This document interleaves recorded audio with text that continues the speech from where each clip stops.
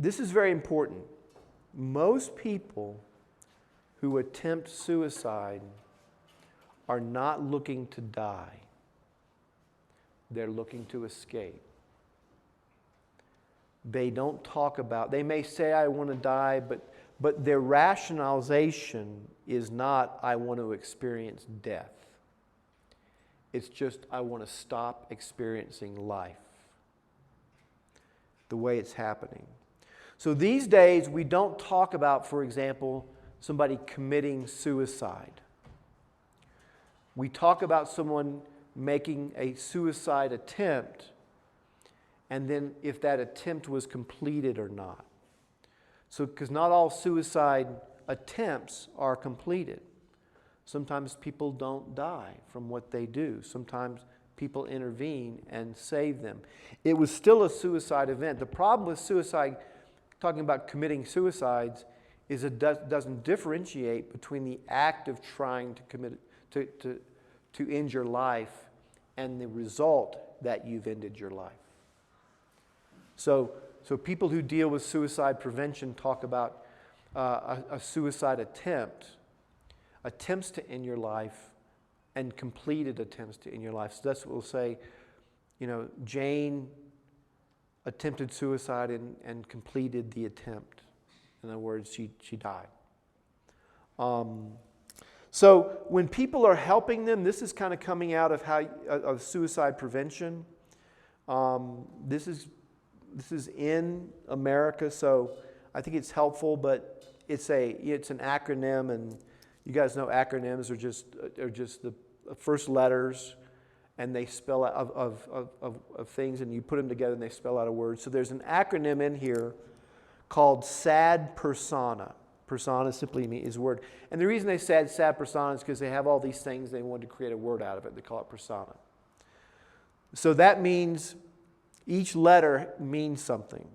So if you've got it, this just gives you a feel for what the suicidal tendencies are. The first in the SAD persona, S, stands for sex. 7, and this is mostly in the States, I'm not sure what happens here, but this is what I have. 7 out of 10 suicide attempts are made by men. But women are more likely to effectively carry out a suicide attempt. Men tend to make more. Women tend to be more successful at completing them. Be interesting to know whether that's the experience that you're aware of here. That is very common in our culture. The second one is A stands for age. In our culture, the most likely people are adolescents and the aged. I don't know if this culture is experiencing teenage suicide, but it's becoming an epidemic in our culture. Suicide pacts, where kids get together and have multiple suicides at once. Kids who are bullied into suicide through social media. Kids who are abandoned by their support. And we're not talking, this is not, the highest rate of suicide is not among the poor. It's among the rich. In our culture, the most susceptible teens are the teens who have the most in the world at their disposal. The elderly, because we talked about before, we've created this idea that you need to stay young and live long.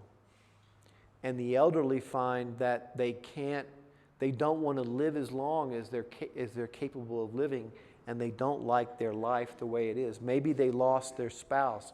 Maybe they've lost all their relationships. Maybe they left their career and now stare at nothing. There's a spike in suicides with people who, what we call retire, people who at 65 or 70 stop working. Because now you have no meaning. You go from someone whose meaning is in your work to no meaning. So this is, again, in the States, but give you an idea. In SAD, the D stands for depression, both undiagnosed depressive behavior or diagnosed mental disorder of depression. There's also an interesting thing here.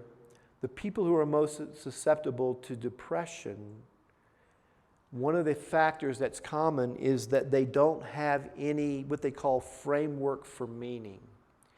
In other words, they don't know why they're here in the first place. Life is random. They may have adopted the medical model where we're just bags of chemicals. What does it matter whether we're here or not? The world is a bad place. We can't make it better. They live with a sense of futility. That's what they mean by an absence of meaning. They don't have any reason why they're here in the first place. Certainly no religious reason. Even most people who have religious reasons, who are religious, are less susceptible because they have some sense of larger meaning for purpose. Whether they're Muslim, Orthodox, Protestant, Catholic, Jewish, whatever it is, that transcendent sense of meaning provides something that helps people. In many cases, you don't see as much suicide among people who have religious or philosophical backgrounds. P, persona P, previous attempt. There's a higher risk of attempts of suicide after the first attempt. There's another very important factor that may or may not apply here, but if someone has gone into the hospital for a mental health condition, they've been committed to we have psychiatric hospitals here.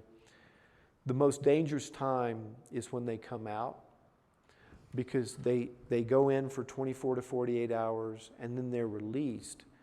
But now there's a whole different thing that's happened, and the highest concern.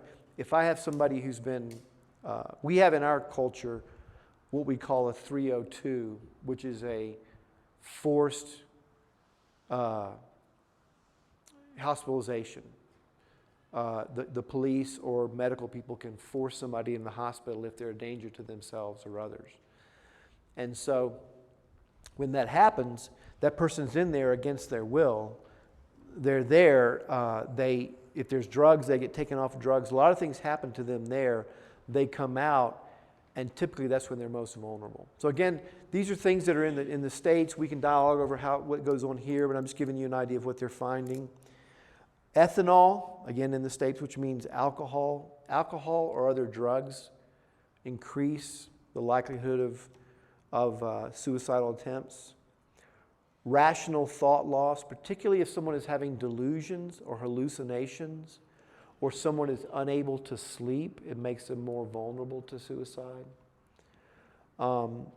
Social support's lacking, people who are isolated or don't have a relational connection are vulnerable. This is very important. An organized plan. Someone talking about suicide is one thing. Someone who has a plan to carry it out, that's when it's really serious. That's when we have to recognize that they've done enough thought to this is what they could do if they got the courage up to do it. No spouse. In our culture, people who are not married because there is not someone dependent on you, you're on your own, you're more susceptible. Availability of means. If I can get something, a lot of people will, in our area, there are a lot of trains, and so it's not uncommon for people to commit a suicide attempt by stepping in front of a train or jumping off a building or a bridge. But the more resources you have, things like weapons, you probably know we're a gun culture, so weapons become an issue. Also, access to drugs doesn't have to be. You can overdose on headache medication. There's a lot of things that are sold over the counter that overdosing can kill you. And then sickness. if someone has had long-term or sickness that makes it difficult to function, they're going to be more likely to want to end it, the suffering through a suicidal attempt. If you know somebody who is suicidal and you start to see some of these things in play, connect with them. Find ways to connect with them. And if possible, find ways for multiple people to connect with them. It can be very difficult if it's just one person trying to help one person. But let's say you have a friend or somebody in the church who is suicidal. The best thing to do is to have a group who are all interacting, even organizing it. Okay, we're going to take turns. Because one person who is trying to help a suicidal person can be easily avoided. One person feels the burden that they can't, it's upon them all the time. And if someone makes an attempt, that person's going to live with great guilt because they were the ones who were responsible. But if you have a group, the realization is that we all did the best we could. And we can at least share the suffering of failure together. So it's very important to have a group involved. If you're talking to someone, ask them about, are they desiring to kill themselves? Talk about it in conversation. We don't avoid talking about that. We actually talk about it. So so brother, I hear you using words like you wish you weren't here. You wish it could just all go away. You wish it just wouldn't be this way. Are you thinking of harming yourself? Has that crossed your mind? What we have to do with people is not treat this as something we can't talk about, but actually treat it as something that is what we want to talk about. We don't fixate on it, but people are helped when you turn it into part of the conversation. The more you can engage it relationally, the more you'll be able to be influential. That's the key.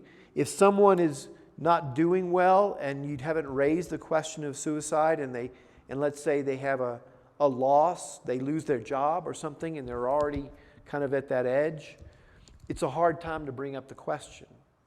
But if you've been talking about it, you can call them up and say, hey, listen, I just heard your job. Are you okay? You're not thinking you're going to do anything, are you? That's a hard conversation to have if you've never talked about it.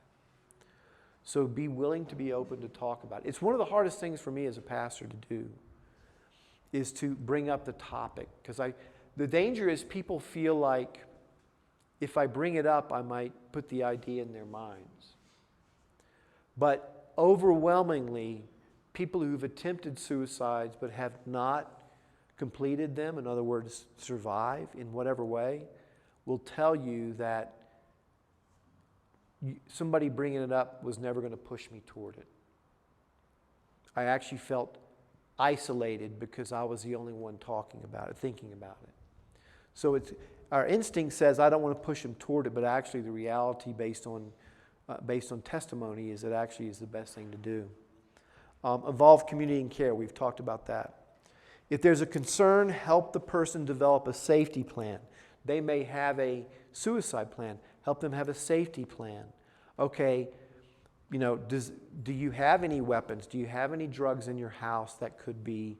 How would you carry it out? Talk to them about how can we make sure if you're at a vulnerable moment. Because the sad part is people who attempt suicide, a lot of times will say it was planned, but the actual action was not something they really thought a lot about. They just decided, I'm done with life, I'm just going to take the leap. So giving them a safety plan, rather than taking the leap, rather than doing that, why don't we do this? Why don't you show up at my door? Why don't we, you text me 24/7. Give them a plan that could be a safety plan. That, again, involves community as well. And be ready to call whatever you contact in terms of whatever you have in terms of people who can help, be ready to get them involved if there's a threat to themselves or others. Our society, increasingly, you're seeing people who are doing murder-suicides. They kill somebody and then kill themselves. Or what we have seen is suicide by mass shooting has been tragic. People want to kill people in order to have the satisfaction that they've acted out their anger, but they want to be killed themselves. They want the police to shoot them. Part of their fantasy, part of their idea is, I want to be a martyr to whatever the cause is, or I want to be known. I feel nobody knows me. Everybody will know me now because of what I've done. And so many of our society's tragic with mass shootings. And almost all the time, the person has a death wish attached to it. So those are some heavy thoughts about it. Any questions, any experiences you've had? Yeah, the way I understand it anyway is that martyrdom is a high call. And that those who martyr themselves, and one way to do that is to die in the name of religion, is a high call that produces benefits in heaven. And that people who are recruited to do that sometimes come from places where, like you said, that they don't have anything else, and this is a way to have value. That's what I've understood. That's exactly what it is. Okay. Yeah, that's something that's I will say this, it's not, religiously it's foreign to us, but it's happened in certain racial things where we had a suicide. He actually didn't die. One of them. This guy was actually captured. He was trying to die and he got captured. But he had put a lot of things online ahead of time. I'm going to do this. I'm taking these people out. I'm doing this for white supremacy. It was very racial. He had been somebody who had no relationships. He felt he had no value. And this is a way he was going to be a hero. So we have more of that now than we've ever had in our country. But it's usually along racial lines. We had another one where the same day, this was black-white, another one, same day in another part of the country, where it was a man from mainland China who came in to kill people from Taiwan. So they're both Chinese descent, but they're the political issue. And he came in because he so hated Taiwan. And they were able to, he killed 5 people, but they were able to apprehend him too, I think. So, but that's a whole different thing, because my guess is it's going to be a miracle for us to interact with that person before they go that direction. They're not going to ever get. So you may deal more with people who have loved ones who have been killed by suicide people than, in that case, being able to help the suicidal person, unless you're reaching those people, which would be amazing. So, yeah. One thing, and you're making a great point. I actually want to turn it back to you in a second, but I think you're right. In our culture, people who are suicidal almost always communicate it to somebody beforehand. So my question for you guys, and this is for all of you, from hearing you talk, in a shame culture, if someone is doing poorly, they're more likely to disappear? Or will they come and live with people and hide the fact that they're not doing poorly, or will they just disappear and not be around? So somebody might seem to be normal in the community, and then you'll find that they... Okay, so this is helping me because it's different if you know, okay, a person's going to disappear and hide first. But if they're actually in the community but you don't know how they're doing, that is a real challenge. This is great. Let me share some initial thoughts, not because I feel like I have a real feel for it. There's some things that feel common, some things feel very different. We don't have a shame culture. We have an express culture. I want you to know I'm going to commit suicide. Sometimes people will do fake attempts. They'll do things that won't really kill them because they want attention. Because suicide attempts get me attention. Again, I've talked about our youth culture. If you don't have a diagnosed mental illness or you aren't on medication, then you're not really somebody we trust. You have to be broken in our culture to be accepted. So it's the opposite of a shame culture. It's like there is no shame. I want to be a victim, and I want to be known for my problems,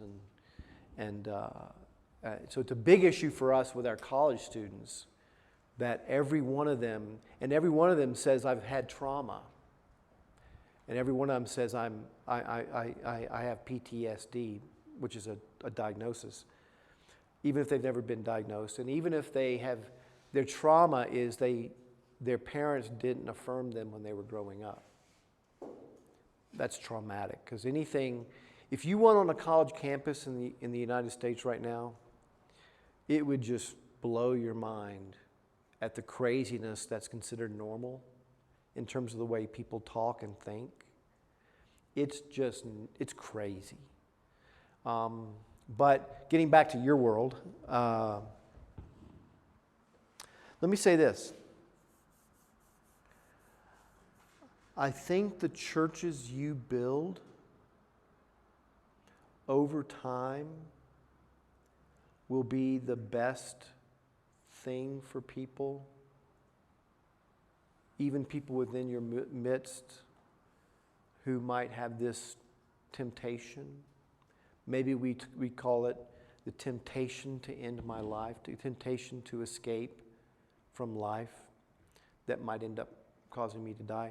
The reason I say that is that there are several things that you guys are doing and will continue to do that are going to help people who are coming from your culture. You're developing a kingdom culture. You're not trying to make a Christian Ethiopian culture. You're Ethiopian, but you don't want to be defined by your culture any more than I want to have my Christianity defined by being American. We all know what that produces. It ain't good. So I think that what we're always doing is we're developing a counterculture within our culture. Something that doesn't deny who we are, but something that doesn't let culture define the church. That's producing things like the regular preaching of the gospel, the hope of the gospel, that you are accepted by God, that come to Him, He will accept you. He is gentle and lowly. He will give you rest. When you can find no other place of acceptance, He will accept you. That's why it's so important what you guys are doing. You're not preaching legalism. You're not preaching moralism. You're not preaching Christians look like this and perform like this. You're preaching Jesus Christ, and you're preaching we are all sinners. There is no one who's a better sinner than others. We all stand before God in need of grace. For someone who struggles, that's the message that they need to hear over and over and over and over again, because their thinking is exact opposite. They're thinking I'm the worst. They're thinking I'm worthless. They're thinking I don't matter. They're thinking everybody hates me. They're thinking all these thoughts. So you're going to preach that every week. So every week sitting in your congregation, someone who has suicidal thoughts is getting the opposite of what they're thinking, which is amazing. And they have the Holy Spirit to apply that. You're also hopefully creating a culture where people learn how to fellowship, learn how to talk about their struggles with one another. I've heard the idea that there's gossip, or we talk about one another as part of the relational connection that we have in our culture. It'll be interesting to see whether you start to preach on gossip and whether you start to identify that as a cultural sin. We can have relationship without gossip. I was talking about it, we even talked about it here, how difficult it is for example, a woman to go to another woman for counsel because of the concern that her information is going to get out. Understandable, but that's a Bible problem. You know, as a believer, Paul said, do not even associate with gossips. Every culture has sins of the tongue that are particularly a problem for their culture. My culture has sins of the tongue. Arrogance and boastfulness is a big one for us. If gossip is a cultural sin, it'll have to be dealt with in some kind of way so that people can feel safe. And if someone is gossiping, they'll need to be addressed as in that way. That's something good to think about as you're building a church. Do we need to speak against that part of the culture that everybody has always felt was okay? Because it actually isn't biblical. But that's what creates a safe place for people to be vulnerable, to people who are struggling to feel like they can be cared for in their struggle. Those are things that you'll do. Why? Not because you're trying to create a church where people who are suicidal are okay, but because this is what fellowship looks like. This is what the community of saints looks like. This is what gospel living looks like. So I think having pastors that are accessible and are known and who are close enough to people where if that person is sitting on a Sunday morning in the congregation and they hear something on Sunday morning and God exposes their hearts and they realize they have to confess that they're thinking about ending it all, that they know they could come right up after the service and talk to a pastor or one of you guys and confess that and get help right then. If they go home, they'll probably retreat. But if they know their leaders are going to relate to them graciously and be helpful, that's a huge thing. So I think the best I can say is build that culture. Build that culture so that people will feel like no matter what their dark secrets, there's a way to deal with them in the body of Christ. Thoughts on that? Those are just really off the top of my head. We have to do it through culture, I think. A lot of what we do in pastoral ministry in this area is not prevent suicide, but help people who have somebody they love who's died by suicide. That's where we do a lot of our work. Because it may not be somebody in the church. It may be a family member, a grandmother. It may be somebody else, and they're struggling with how could this happen? Are they saved or are they not? So we need to be able to speak to people who have experienced that in the life of somebody they love. And even that will help the church grow. When we've had people who have died by suicide and we've done services for them, it's given us an opportunity to speak to what it is with the gospel. That's why you don't just hide it. You talk about it. You say, in one sense, it's not that much different than someone who dies of a drug overdose. Because that person, in both cases, that person did something that's a sin. Their last act was a sinful act. And now they're dead. You have to have your theology of salvation, your soteriology built around the fact that just because it's the last act. And we could talk more about this, but the last act of a person does not define their salvation.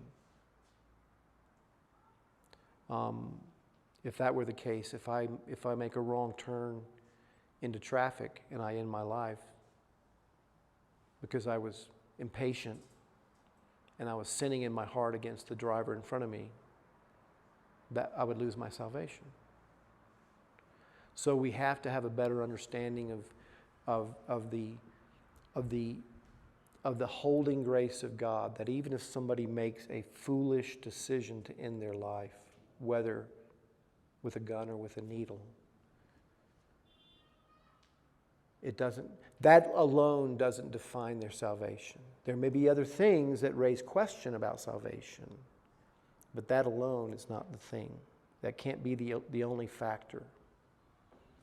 There's a difference between the proclamation of God's word to the congregation and the application of God's word in personal ministry. It's the same truths, but we have to do it differently. I think you can preach on the issue of suicide on Sunday morning, but it better be in the text in some way. You better be drawing from the text, and you better be making sure that you don't go far from the text when you do it. I'm not saying there's suicide texts, but it could be that you recognize this text opened up the opportunity for me to speak to this issue pastorally. And so in doing that, I'm going to come and I'm going to be very careful, and I'm going to be saying, I might not say so, I might say it some way the way I said it. For those of you who think that, like, let's suppose, for example, you're preaching on the unpardonable sin. In other words, the sin that cannot be forgiven. I think you can say, brothers and sisters, there are sins that people commit that are tragic, but they're not unpardonable. If you murder somebody, you take somebody else's life, that's a tragic sin. If you participate in that, like the Apostle Paul, that's a tragic sin, but it's not unpardonable. If you murder yourself, that's a tragic sin, but it's not unpardonable. The unpardonable sin is the rejection of Jesus Christ and the declaration, this is the way I understand it, the declaration that the work of God is the work of the devil. If someone ends their life declaring that Jesus Christ himself cannot save me, then there's a question of their salvation. If someone in a moment of desperation, one more thing happens and it tips them over and they make a foolish decision and that costs them their lives. Because here's the problem, here's the way, if I'm trying to help the church, I'm saying, if you say that suicide means that you're not a believer, then what happens if it doesn't get completed and you're still alive? That means you're not a believer. And can we say that? Can we say that's the definition of not believer, you took your life? It's something that we as pastors have to think very theologically carefully about and very biblically carefully so we don't missay it. There are things we can say that we have to recognize. If we say this, then the implication is this. If I say that if someone dies by suicide or dies by drug overdose, that proves they're not saved, then what I'm saying is that when God intervened to protect them after they tried to do this, then God intervened to protect somebody who has rejected him. Because nothing changed in their motivation. The only thing changed is an outcome, which God didn't. So you can say, so God preserved them so that they might be saved. But I think you start to recognize we quickly get off the Bible in speculation. So we want to make sure whatever we say, we can tie it to the scriptures that we're speaking to. So I think you're very right. It's something we want to be very careful with. And so when we talk about something like this in our church in preaching, what we do is we have all the pastors look at it. Here's what we want to say. Here's all we want to say. And here's how we say it. And are we all willing to stand on this? And then we'll provide information to the church that can help them if they have more questions. And we'll be open to the church. We never want to speak about something so important and so difficult that we just simply speak and move on. Because that's not shepherding well. So I think you can talk about anything, but you have to do it in a pastorally sensitive way. I would try to build, if I was talking about it in a group, or even if I was doing a seminar or something where they wanted me to speak on it. This is different. We can dialogue. If I was speaking to people who are not at your level of maturity and biblical knowledge and theological knowledge, I would have to do it differently. But I would build a very careful, thorough case about the sinfulness and foolishness of thinking taking your life solves a problem. And I would make sure that person would have, if anybody is there, would have a very clear idea that if you do this, it makes no sense at all. There's no way, it will not fix any problems, and it will leave the people you care about devastated for the rest of their lives. I will try to make a case that if you do this, you are not simply escaping, you are transferring your problems to everybody else. That's what I would try to do.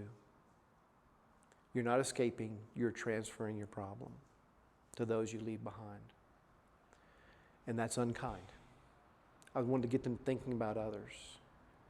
Even the people, well, nobody cares about me. Well, I think I beg to differ. These people love you. The way they may not be loving you the way that you want them to love you, but they do. Your parents, whatever it is. That's what I would do. That's my point I would make. You're not solving any problem by leaving that way.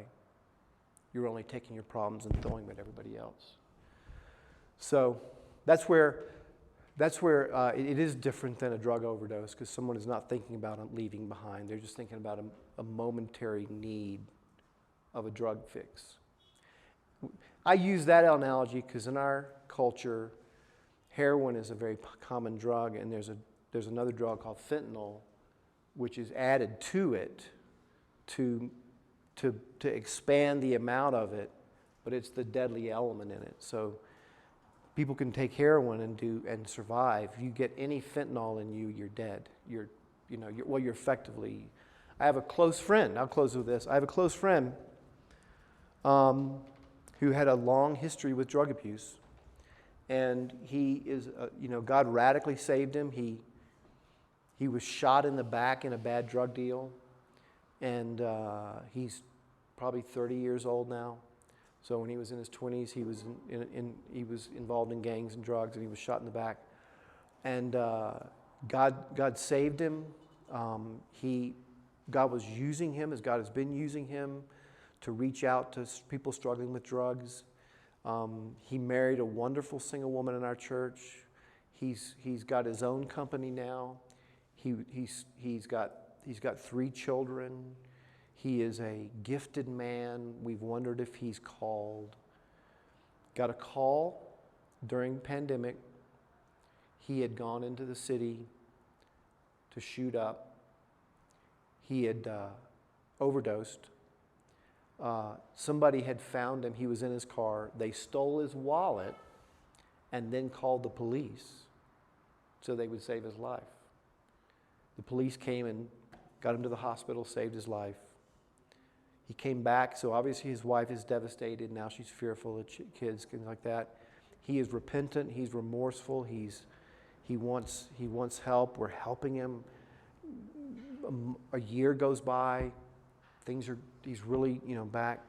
He did the same thing again. Same thing happened. Found in the streets of Philadelphia, rescued by the police, taken to the hospital. That's his battle. That's not suicidal. That's addiction. But each case, God had to intervene in one case through the people who robbed him to save his life.